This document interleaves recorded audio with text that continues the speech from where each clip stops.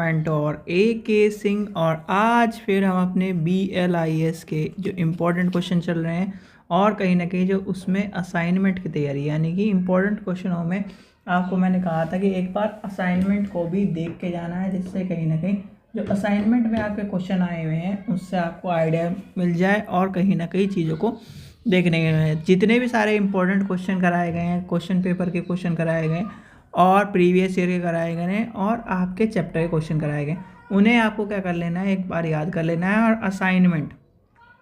अपने असाइनमेंट और previous year को लेके चलना है। और मैंने उत्तराखंड ओपन यूनिवर्सिटी के स्टूडेंट जो भी हैं, वर्धमान ओपन यूनिवर्सिटी के जो भी स्टूडेंट्स हैं आपका, और राशि टंडन के स्टूडेंट्स जो भी हैं, जो भी आप क्या है पेपर्स जो आपके हैं या प्रीवियस ईयर के पेपर हैं, क्वेश्चन पेपर हैं, एक बार मुझे भेज दो।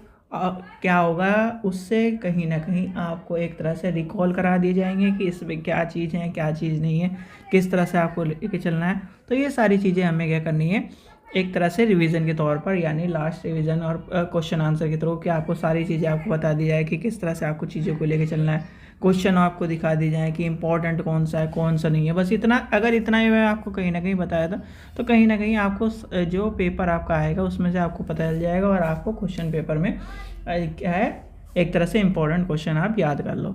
और एक चीज़ और देखिए, जैसे कि आपका क्या है प्रीवियस ईयर और या फिर आपका लाइब्रेरी प्रैक्टिकल है, तो लाइब्रेरी प्रैक्टिकल में जितनी भी सारी चीज़ें हैं, तो लाइब्रेरी प्रैक्टिकल में आपको complete work of Swami Vivekananda, Mughal के बारे में, वैदिक स्टडीज़ के बारे में, जैसे वैदिक स्टडी बिल्कुल एज इट इज़ मिल जाएगा, यानी कि brief history of time, history of western philosophy. तो ये आपके कहीं ना कहीं ये सारे के सारे जितने भी आपके क्या असाइनमेंट्स में आपको मिल रहे हैं, आपकी बुक में आपको दिखने के लिए मिल रहे हैं, तो ये क्या कर लेने हैं, आपको तैयार कर लेने हैं। क्या कर लेने हैं, तैयार कर लेने हैं अपने प्रैक्टिकल एग्ज़ाम के लिए। क्योंकि प्रैक्टिकल एग्ज़ाम का देखो सबसे बड़ी बात ये है, कोई भी यूनिवर्सिटी, ज़्यादातर यूनिवर्सिटी, चाहे आप राशि टंडन के हो, चाहे आप वर्धमान के हो, चाहे इग्नू के हो, चाहे कोई से भी यूनिवर्सिटी हो, क्योंकि मैंने आज तक ये नहीं देखा कि कहीं भी आपका क्वेश्चन पेपर मिलता हो। ठीक है, तो इसलिए आपको चीज़ों को ध्यान में रखते हुए सारी चीज़ों को कर लेना है। ये मैंने आपको समझा दिया है। जैसे बायोग्राफी ऑफ हिंदी पोएट, ठीक है, ये सारे CC के तो बिल्कुल आसान दिए गए हैं, तो कहीं ना कहीं आपको आसानी से कर लेना है। इंडस्ट्रियल रिलेशन एंड लेबरशिप, ये बिल्कुल एज इट इज़, ये तो कोड का कोड आपको कहीं ना कहीं DDC में मिल जाएगा। DDC में कहीं ना कहीं जब हम एक्स्ट्रा में चलते हैं, एक्स्ट्रा कौन सी बुक में, वॉल्यूम कौन सा है, यानी एक्स्ट्रा आपको कौन सी बुक में मिलेगा, पहली बुक में, दूसरी बुक में, तीसरी बुक में, तो एक्स्ट्रा में आपको मिल जाएगा। ठीक है, चलिए तो इसे चलते हैं आज का, यानी कि आज का पेपर है नॉलेज ऑर्गेनाइजेशन एंड प्रोसेसिंग, यानी ज्ञान संगठन और प्रक्रियाकरण। तो इसमें देखते हैं सबसे पहला क्वेश्चन आपका क्या पूछा गया।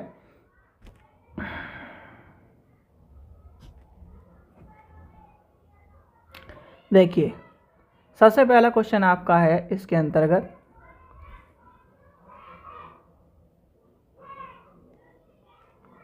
एक 105 का है, यानी ज्ञान संगठन।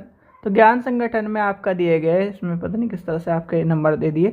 तो सबसे पहला क्वेश्चन है आपका सब्जेक्ट हेडिंग। तो सब्जेक्ट हेडिंग के ऊपर आपको मैंने बताया था कि सब्जेक्ट हेडिंग के ऊपर क्वेश्चन आ सकता है, मार्क के ऊपर क्वेश्चन आ सकता है, ISBN के ऊपर क्वेश्चन है। ये तीनों के तीनों, जैसे ISBN क्या पूछ ले, यानी आपका इंटरनेशनल क्या है, बुक नंबर है, सीरियल बुक नंबर है, ISBN स्टैंडर्ड बुक नंबर है। तो आपको कहीं ना कहीं पहले तो सबसे पहली बात है आपको फुल फॉर्म पता होनी चाहिए।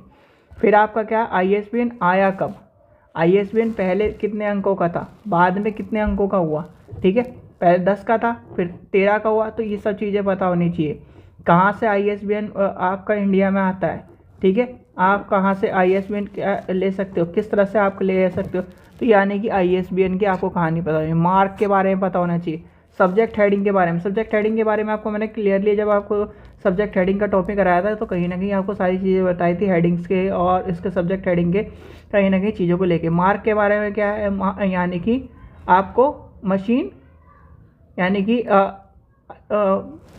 एक तो क्या आपको चीज़ें बताई थी, मशीन रीडेबल यानी कि रीडेबल कैटलॉगिंग, और कहीं ना कहीं जो चीज़ें आपको कराई हुई, यानी कि जितने भी कैटलॉग से रिलेटेड चीज़ें, वो आपको याद कर लेनी है। मार्क 21 क्या है, यानी कि मार्क के बारे में आपको सारी चीज़ें करनी है। ASCR2 या जितने भी फुल फॉर्म है, जो कॉमन है फुल फॉर्म है, ASCR2 के बारे में पूछा जा सकता है। तो कहीं ना कहीं आपको ध्यान रखना है, मार्क के बारे में क्वेश्चन आपका आ सकता है। तो आपको ये और ये तीनों क्वेश्चन आपके कहीं ना कहीं फेमस क्वेश्चनों में से एक हैं। इनके बारे में आपसे बड़े क्वेश्चन में पूछा जा सकता है कि ISBN से आपका क्या तात्पर्य है, और ISBN की यानी कि स्ट्रक्चर का या फिर ISBN की प्रक्रिया के बारे में संक्षिप्त में लिखिए।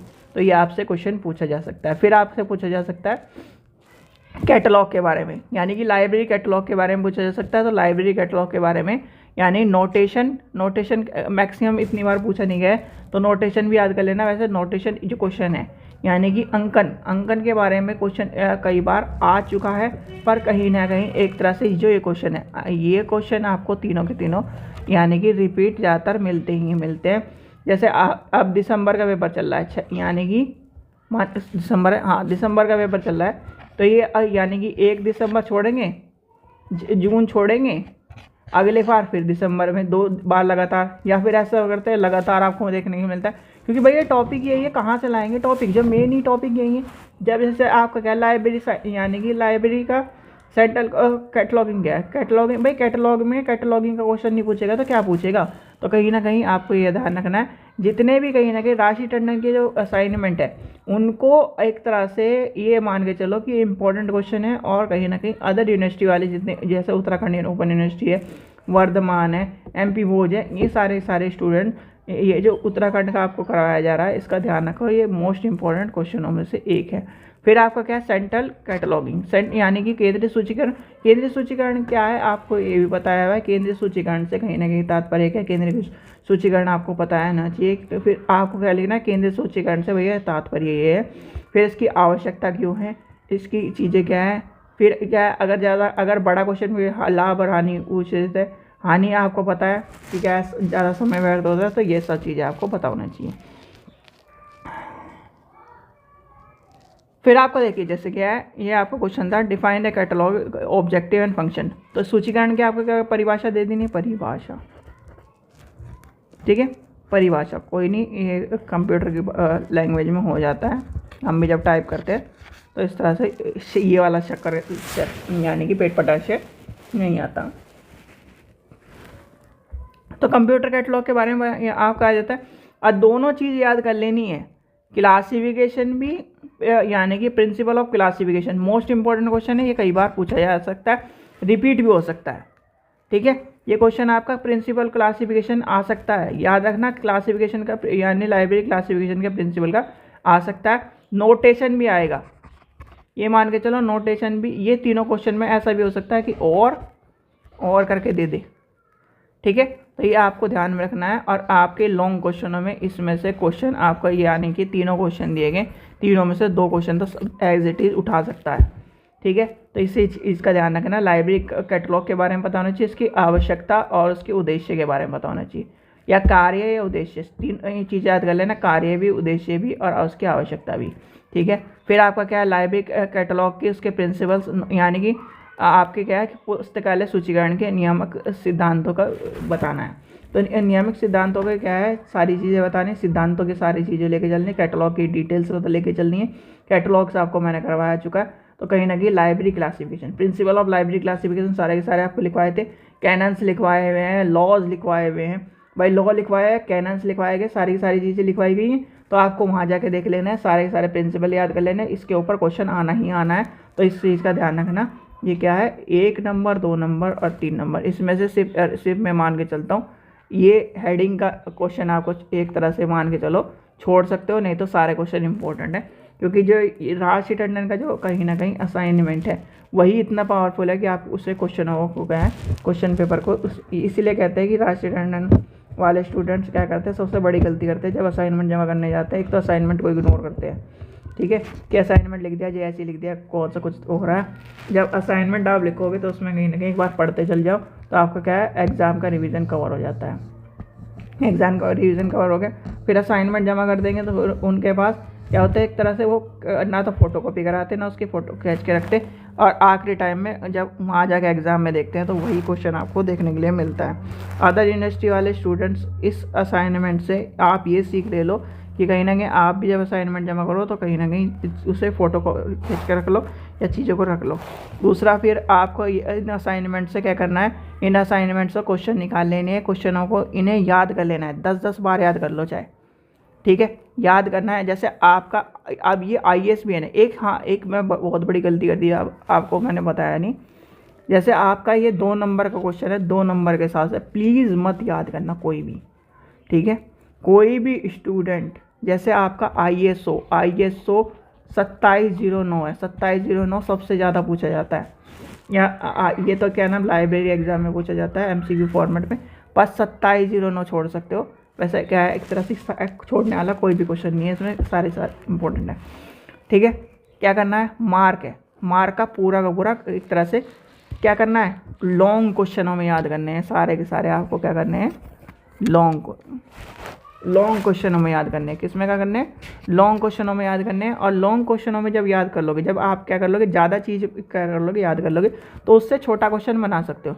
पर अगर छोटे क्वेश्चन को याद करोगे तो कहीं ना कहीं बड़ा क्वेश्चन नहीं बना पाते, और कहीं ना कहीं ऐसा हो सकता है कि यानी कि शॉर्ट की जगह आपका क्या आ जाए, यहाँ पर आ जाए और ये ऊपर चले जाए।